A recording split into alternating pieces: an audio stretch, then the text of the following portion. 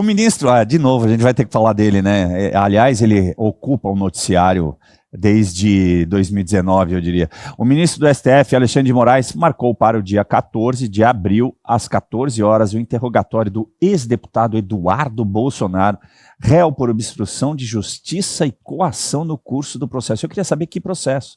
A audiência, mesmo que Eduardo não participe, será realizada por videoconferência.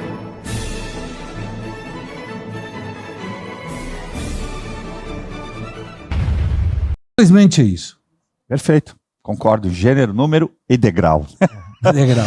O ministro, de novo, a gente vai ter que falar dele, né? Aliás, ele ocupa o noticiário desde 2019, eu diria. O ministro do STF, Alexandre de Moraes, marcou para o dia 14 de abril, às 14 horas, o interrogatório do ex-deputado Eduardo Bolsonaro, réu por obstrução de justiça e coação no curso do processo. Eu queria saber que processo. A audiência, mesmo que Eduardo não participe, será realizada por videoconferência. Moraes também determinou a intimação da PGR, da Defensoria Pública da União, para acompanhamento da oitiva. Em novembro do ano passado, a primeira turma do Supremo acatou a denúncia da PGR que pedia que Eduardo respondesse na qualidade de réu por coação.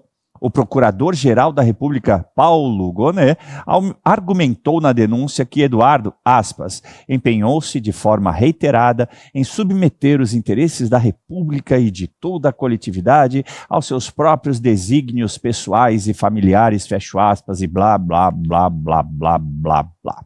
No julgamento, Moraes considerou que a prova da materialidade é indícios suficientes de autoria nas condutas que Eduardo, que nos Estados Unidos atuou para que sanções fossem impostas às autoridades brasileiras e tarifas fossem aplicadas contra o Brasil. Só lembrando aqui que uma dessas sanções a que ele se refere, o próprio Alexandre de Moraes, foi uma sanção a ele, a Magnitsky.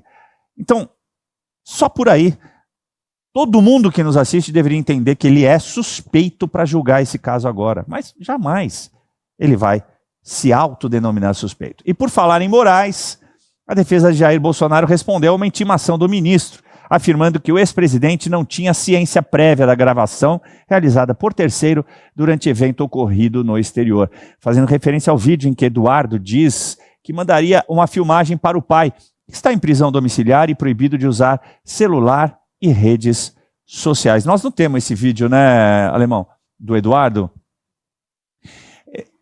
Você tem ele só para a gente mostrar, o que aconteceu de fato e estabelecer esse critério para a nossa audiência.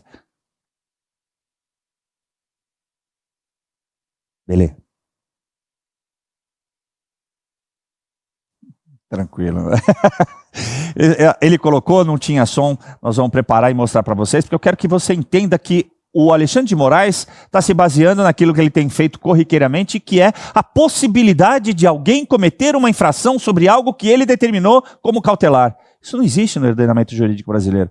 Isso aqui não é Minority Report, isso aqui não é uma presunção de culpa. O Brasil, assim como vários países signatários do Pacto de São José da Costa Rica, isso consta na nossa Constituição, ele se baseia no princípio basilar da presunção de inocência. E mesmo que você não tivesse essa medida, que tipo de crime Eduardo Bolsonaro poderia estar fazendo ao filmar a si mesmo falando do próprio pai? Veja por você mesmo. How are you all?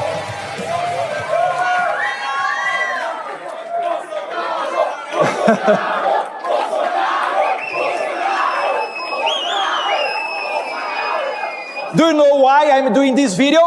Because I'm showing to my father, and I'm going to prove to everybody in Brazil that you cannot shut down a movement by jailing unfairly the leader of this movement, Jair Messias Bolsonaro. Thank you very much. And ladies and gentlemen, to prove... Segre, eu pedi para colocar isso porque eu já conhecia, obviamente, acho que você também já conhece, já deve ter visto, o Ricardo também, até a própria audiência já deve ter visto, mas para segmentar que o Eduardo Bolsonaro continua agindo da mesma maneira que ele agiu quando ele teve que ir embora, porque já estava perseguido pelo Alexandre de Moraes. E a única coisa que ele fez foi levar para fora do Brasil o que está acontecendo aqui. Você enxerga algum tipo de crime, de conduta, embora você não seja advogado, mas na tua maneira de enxergar, houve o cometimento de algum crime? Porque a gente já viu pessoas de esquerda, né, parlamentares de esquerda fazerem isso no passado quando o Bolsonaro foi eleito. Perfeito. Ó, eu não sou jurista, mas eu tenho sentido comum, que é um sentido que está sendo muito incomum nessas terras do Brasil neste momento. Ó, Gleisi Hoffmann, Boulos, Lidenberg, Lindinho, Farias, dirigentes do PT, foram na ONU, foram no Parlamento Europeu, foram um monte de lugares pedindo, na época em que o Lula estava preso, sanções contra o Brasil. E aí não era nenhum problema, não tinha problema nenhum, tudo era válido, era permitido. E aí você vem, o Eduardo pega o celular e diz, vou mostrar para meu pai. Tá, talvez ele poderia ter dito, quando ele estiver solto ou quando estiver fora da restrição de receber vídeos.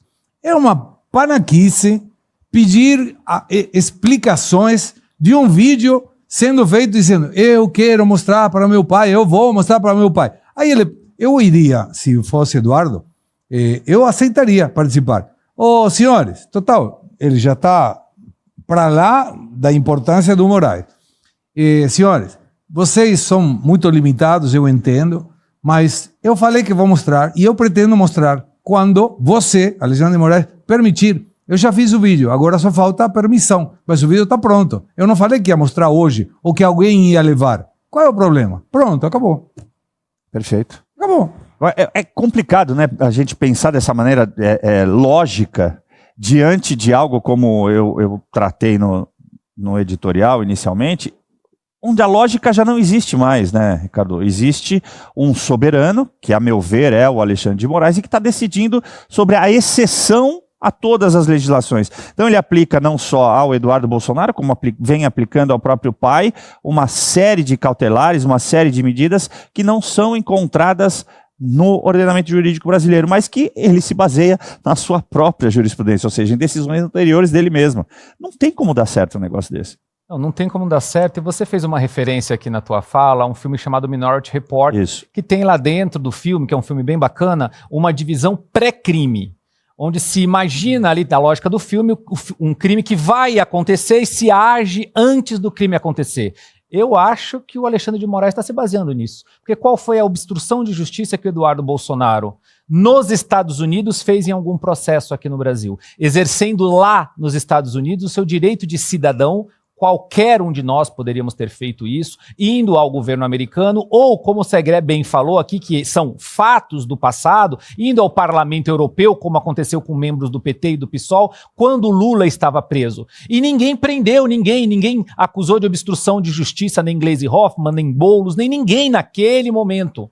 Agora, Alexandre de Moraes quer fazer. Ele deveria usar esse senso de Minority Report para a esposa dele, que estava advogando para um banqueiro, que vários indicativos já mostravam que estavam envolvidos com coisas erradas, ela estava recebendo uma quantidade absurda de dinheiro e ele não conseguiu prever que isso ia dar ruim ali na frente.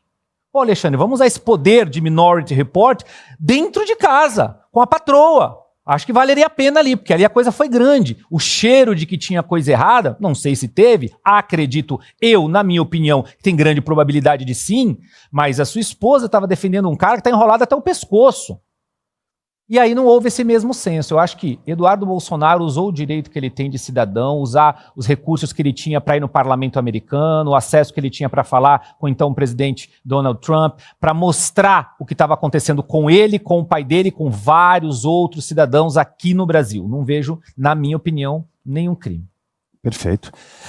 Segundo informações do colunista Igor Gadelha, aqui do nosso portal Metrópolis, o presidente Lula teve um encontro secreto com ninguém mais, ninguém menos que o nosso soberano, Alexandre de Moraes, recentemente fora da agenda oficial.